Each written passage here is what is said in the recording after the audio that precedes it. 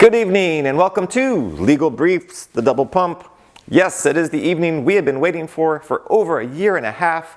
The sides have been measuring each other up. There have been numerous motions, countless hearings, discovery battles.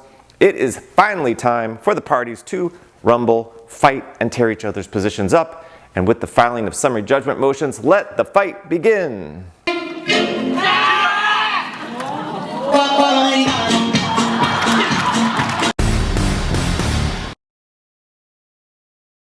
Yes, yesterday both parties filed competing motions for summary judgment, and I swear I've never seen two briefs so different before. It's like Ripple and the SEC were involved in two completely different cases.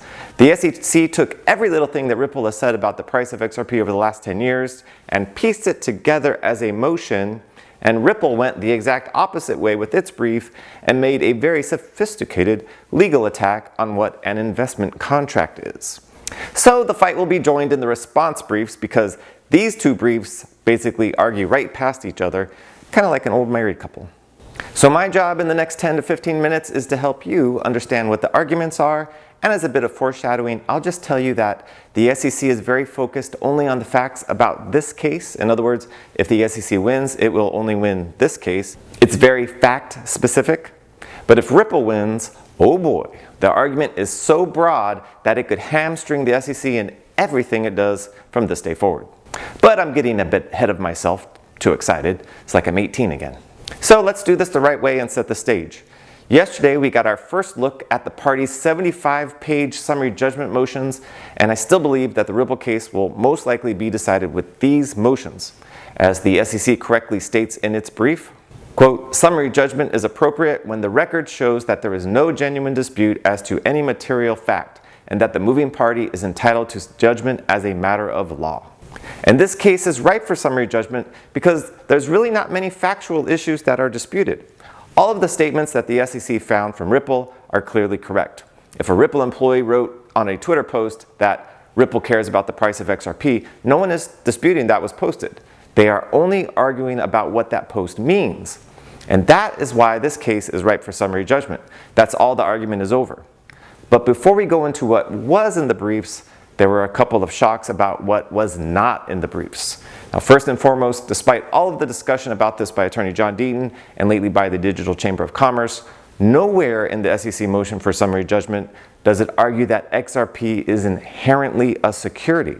In fact, the SEC's brief is laser focused on Ripple's sales and marketing of XRP, and that Ripple's actions alone are what made the sales of that a security.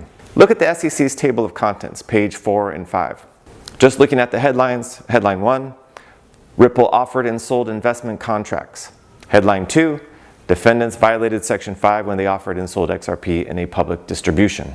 That's all the SEC is really arguing, and that is not an argument that XRP is per se a security. And that is a huge concession to take that off the table, because I believe that also takes off the table our nightmare scenario that we discussed previously, that the court finds XRP itself as security and you are left holding a useless and worthless piece of digital code. So, deep breath, everyone. Deep breathing techniques allow you to achieve a state of relaxation quickly. And the next big surprise in these briefs was how the fair notice defense was approached, or I should say, not approached. Ripple completely did not move for summary judgment on the fair notice defense at all. I kept looking for it and nope, it wasn't there. Only the SEC moved for summary judgment on it. Now, why is it that after all the discovery and battles and Hinman emails and all that stuff, Ripple didn't even bring it up here? Well, I have to conjecture a little bit, but Ripple is probably thinking two things. First, that it's going to win without even having to use the fair notice defense. More on that later. And two, that summary judgments on the fair notice defense are premature because the issue of the Hinman emails is still up in the air, and those emails are going to be an integral part of its argument. And the more I think about it, the more I think that makes sense, because Ripple gets to fight this Section 5 violation battle first, and even if it loses, it still has the fair notice defense as a backup play. But let's move forward, grit our teeth, and take a look at the SEC brief. And there were no surprises here, as we discussed in a video last year, that the SEC was going to take every statement made by Ripple in the last 10 years and use it against them. Kind of like your wife. What? And the SEC does a pretty good job at putting the tapestry together, really. Basically, the SEC's brief is just the SEC taking 100 different Ripple statements, organizing them into certain categories, and then putting them all together.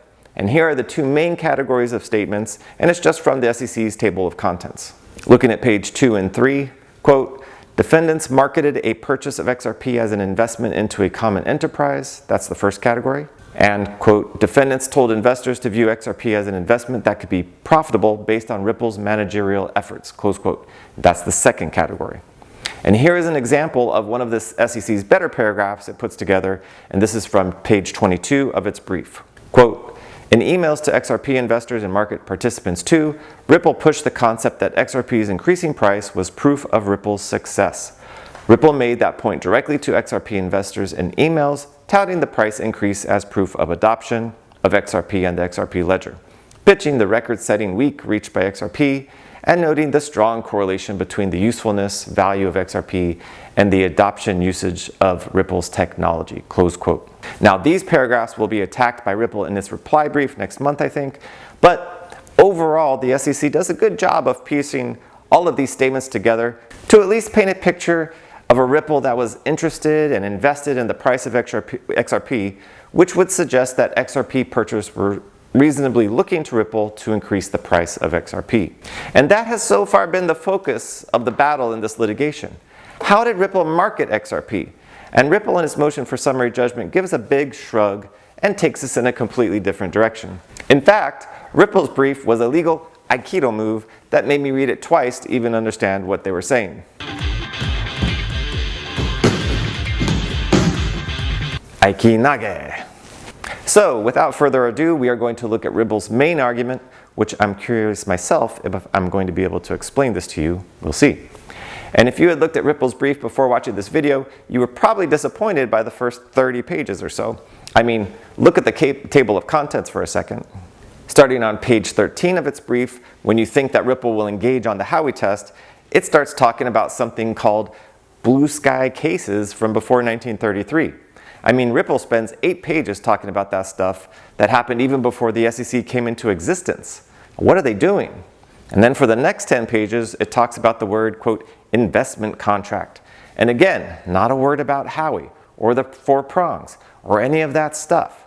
What the heck, right? Well, Ripple's legal team is actually going back to basics in a very sophisticated way, because although the Howey case tells us how to evaluate an investment contract, Ripple here is asking more fundamentally, what is an investment contract? Or more correctly, what is an investment contract that the 1933 Securities Act states has to be registered with the SEC?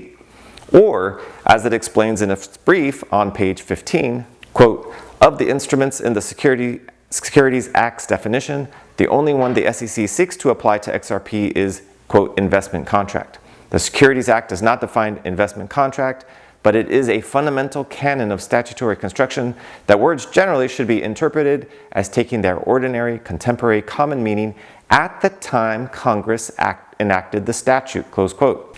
And the meaning of an investment contract back in 1933 had already been established by state courts in what were called back then blue sky laws, where blue sky laws were the state's own security laws. We had federal laws and then also state laws.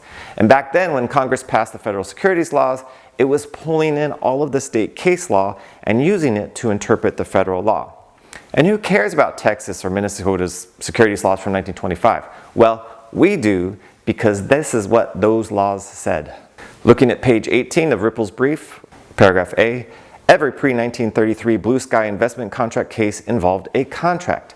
There can be no investment contract if there is no contract with the characteristics of an investment.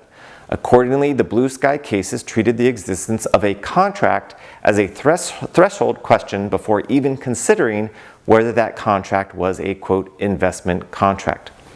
And even better than that, every pre-1933 blue sky law required that there be post-sale obligations on the promoter of the alleged security. Looking at page 19 of the brief, quote, there also can be no investment contract unless the contract includes an undertaking of post-sale obligations by the promoter to the investor. Otherwise, the contract is simply an asset sale. The blue sky cases rejected attempts to fit contracts without such obligations into that statutory language.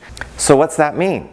That means that when Ripple sold or sells XRP to you, it must have a legal obligation to you of some sort in order for there to be an investment contract and for there to be a sale of security. Let that sink in for a second. In other words, when you bought XRP, Ripple must have had a legal obligation to do something for you. But think about it. If Ripple decides to drop XRP altogether and use XLM instead for cross-border payments, do you have any legal recourse? No, you don't. There would be nothing you or I could do about it. Ripple has no legal obligation to you, and that, my friends, according to Blue Sky laws, which interpret the US securities laws, is the sale of an asset and not of a security. And it's not just old Blue Sky laws which say that. Look at page 19 of Ripple's brief.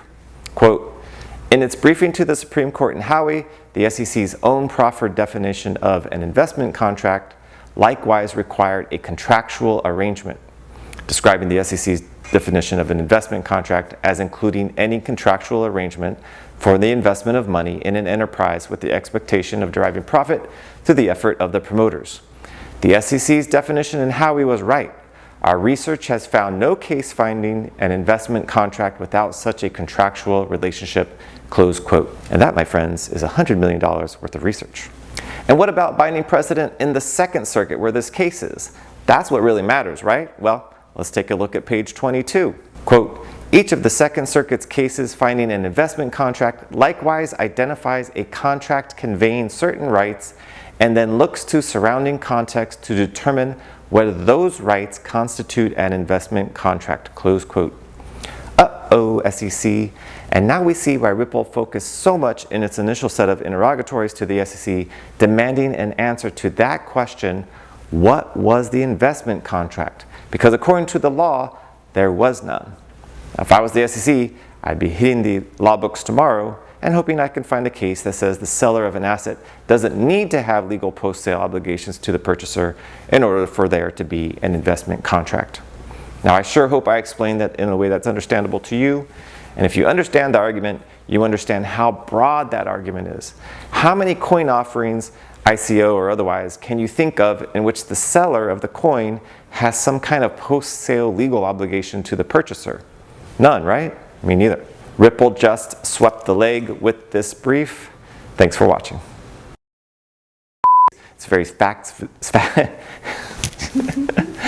specific.